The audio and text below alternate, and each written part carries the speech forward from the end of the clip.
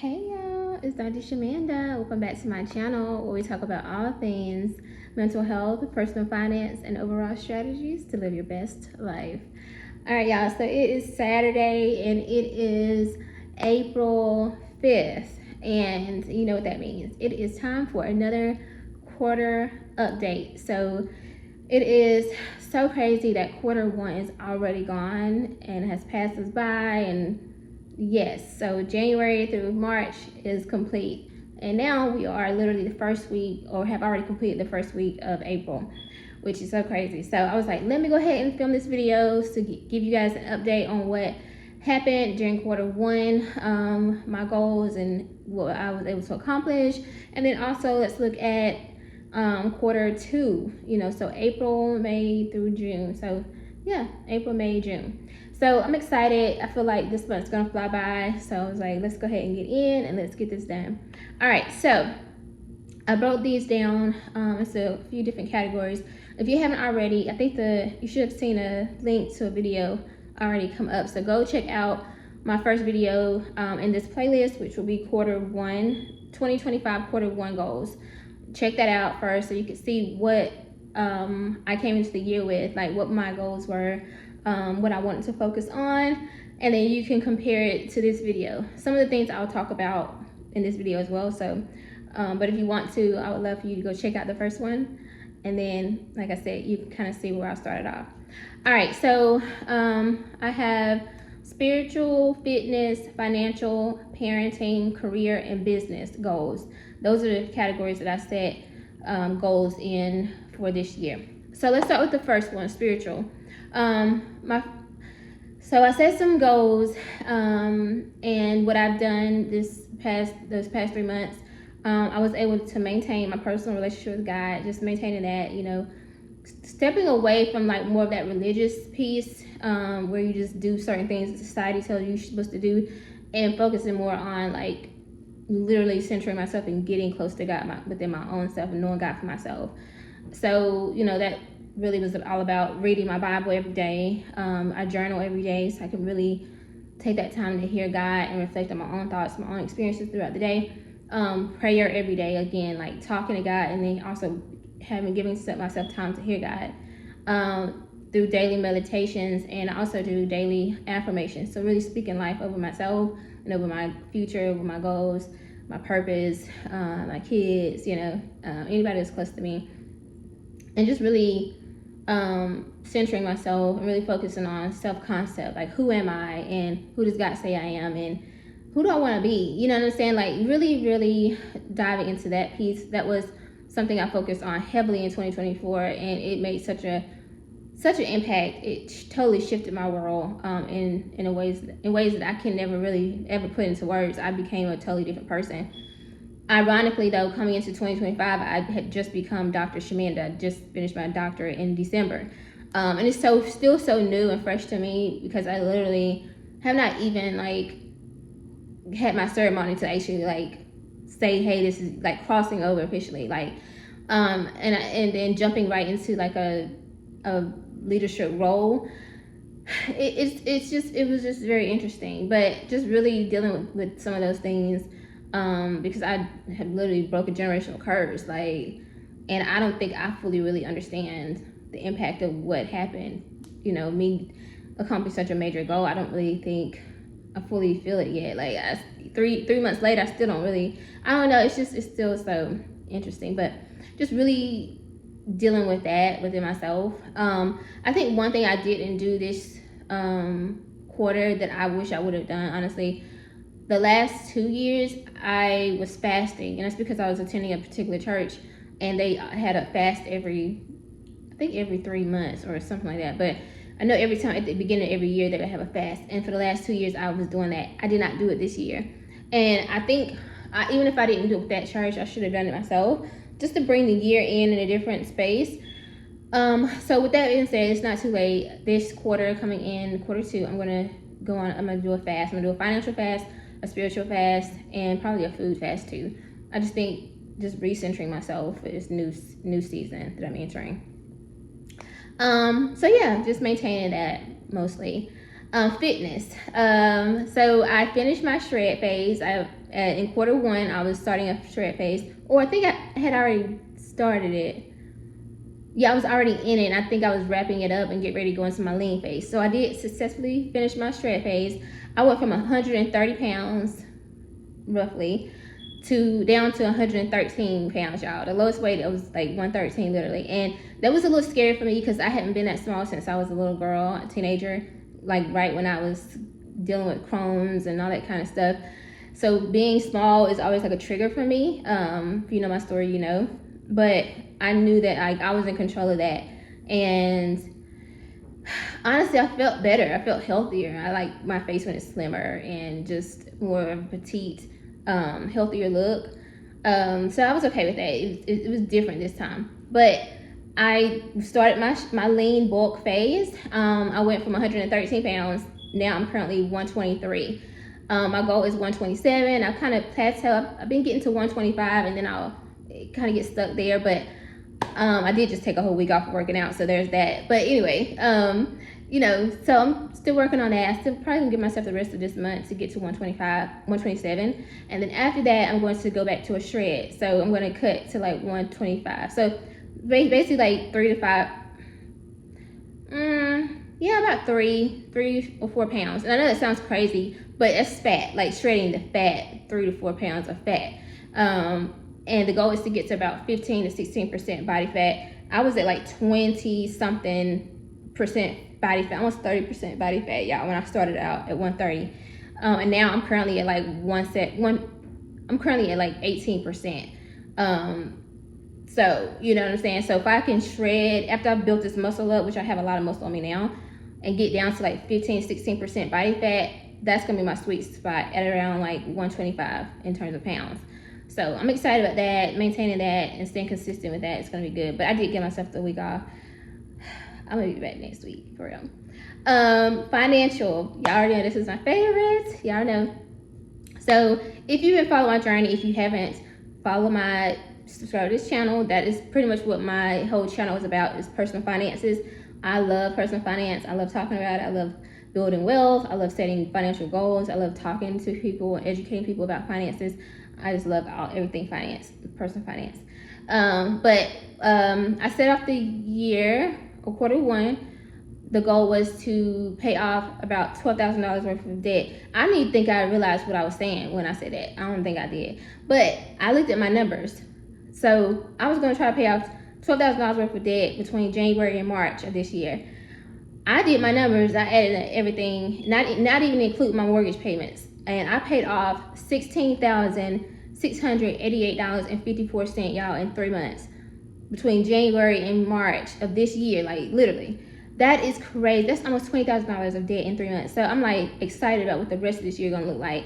I also, one of the goals was to max out my, every month, instead of doing the 533 or 583, I forget which one it is, for my Roth, in order to max out at 7,000, I wanted to double it every month so I could reach that goal in 6 months. So I have officially hit the halfway mark of my max out goal for my Roth for 2025. So I'm at $3,502 in my Roth IRA already, literally just going into April. I haven't even put April's in yet. So that's amazing as well. I also was able to add $5,000 into my Freedom Fund, which is essentially a little bit over 1 month worth of living expenses. I have $6,000 total right now. I paused it, but the goal is to hit that $12,000, which is what I have the goal set for myself for 2025. But I'm good being at the halfway mark already in 3 months in, so that's amazing. I think I'm pausing that until I pay off my other debt, and then I'm going to start that back probably, I think, June or July to finish out the 12,000. I was also able to I've been making my car loan pay off, debt payments, whatever, and I have 6 payments left on my car loan, and that is amazing. I'm so excited about that. And then, of course, I've been giving away. I said that I wanted to give away at least 10% of my income or earnings, anything like that. And so I have been giving money away to help people and things of that sort. So, yeah, financial is probably the area that I'm really most consistent in, besides fitness as well. So, yeah, definitely grateful for that, and just excited about what the rest of this year is going to look like then, you know.